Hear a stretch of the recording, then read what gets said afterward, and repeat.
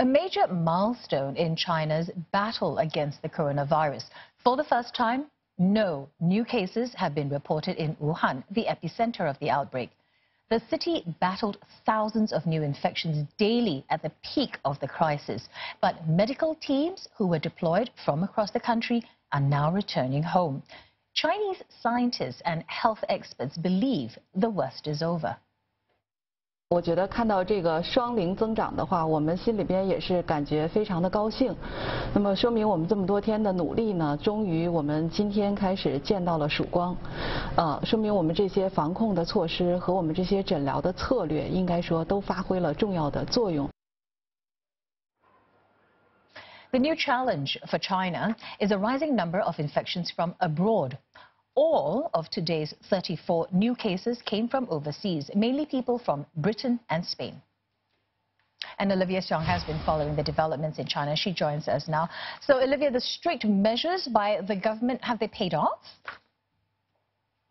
Well, it definitely would seem to be the case. This is a major milestone for China and a major milestone for Wuhan and Hubei, especially since they've been the hardest hit during this outbreak. And we know that Wuhan, a city of 11 million people, they have been under lockdown since January. And that has meant that, all flights and railway trains and transport into the city has been, in and out of the city has been suspended. Public transport within the city suspended as well. And today we are hearing that some of these quarantine restrictions are being eased. Local authorities saying that if a residential community has been found to be infection-free, residents can restart their personal activities within the residential compound, though this is to be done in a staggered manner, and group gatherings are still not to be allowed. Now, if these residential communities can be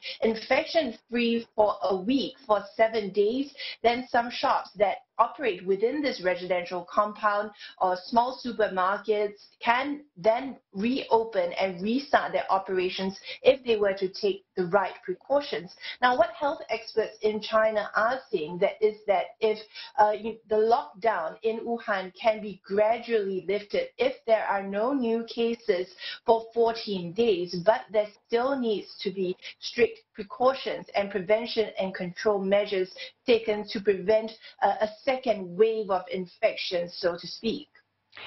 Olivia, the doctor who first sounded the alarm on this virus, he was taken to task. We know that. A report surrounding the issues has also been released following investigations. Can you tell us more?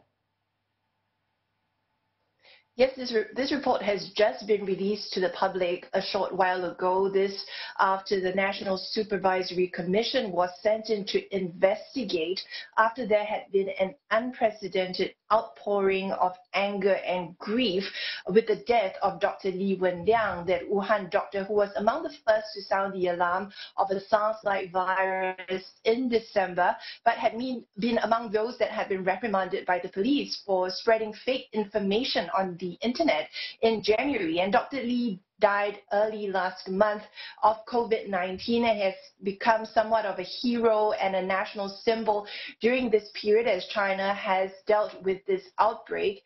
And his death had also led to calls for more freedom of speech in the country. And today we are seeing authorities release this report, and the investigations have shown that authorities are saying that it was not right of the police to have summoned Dr. Li or issue this reprimand letter, a letter that has been circulated widely on Chinese social media.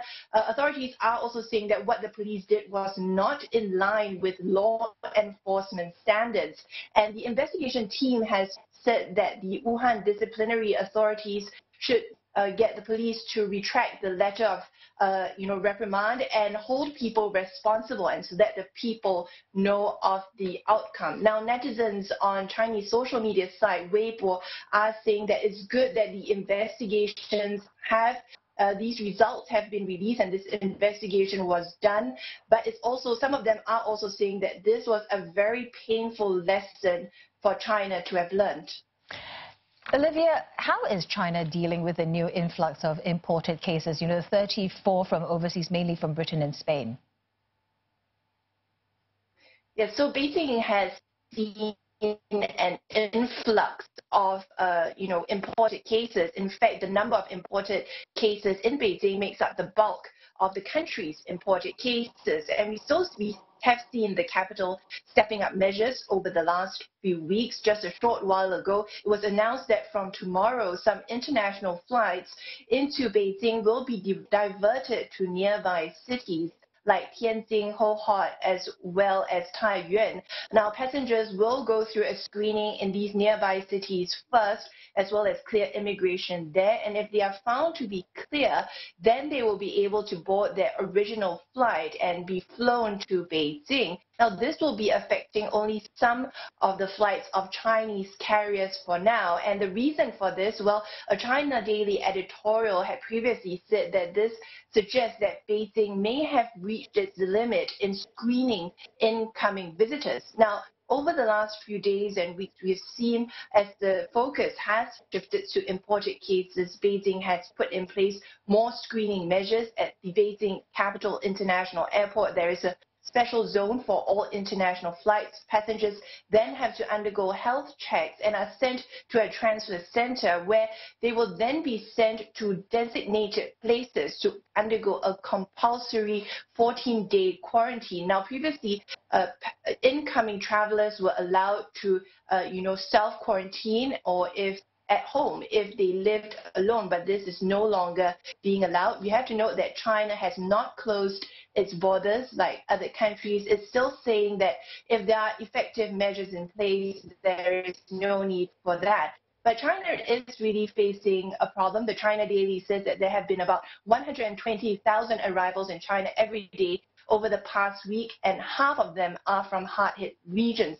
Many of them are Chinese who have been living or working or studying overseas, and now they are returning to China, which is regarded as a safe haven for them. And so that's why we are seeing Beijing and other parts of China really stepping up measures to guard against these imported cases. All right, thanks for that update. Our correspondent Olivia Xiong there.